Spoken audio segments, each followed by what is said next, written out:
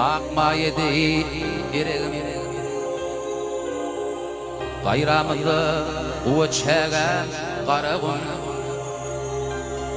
Arasını koşu didem qarağın İdiz qala doğduk depem gök depem Dinle depem çıkıp qarağındaşın Tepti dağı Urşap alır tindaşın Geçmişim yatlamda aylan ya başın İdiz qala doğduk depem gök depem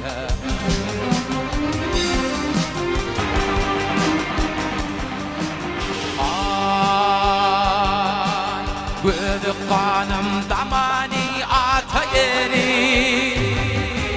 Min senin ayırılıp nire gideri Yatır fende nunglep şefin fende Yeri gana doğduk depem gök depem Kebem alam doğduk depem gök depem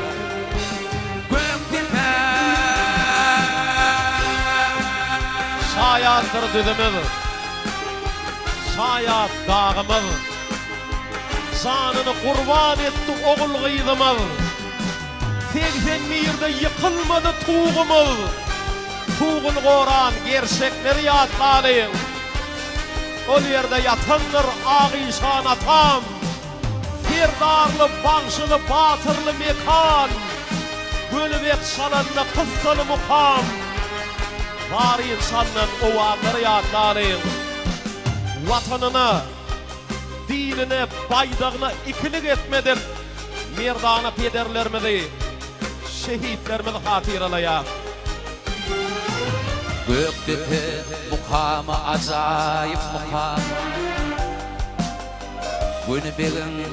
hak muradı derdipe Ahalım gözü kadim mekan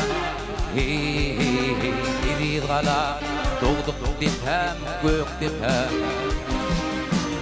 Arnabızı yatır dinle Türkmenim Orad Mehmet dıkma nur verdi ha Kurban murad işan dinim imanım İdiz qala doğduk depem gök depem Ağişan atam can dinim imanım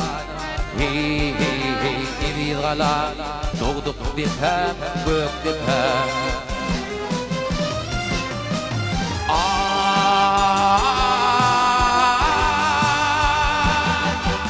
Gözü kanım damani ata yeri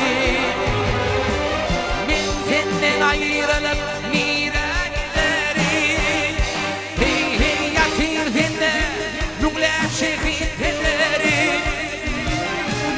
Hedi qala doğduk depem gök depem Kebem alam doğduk depem gök depem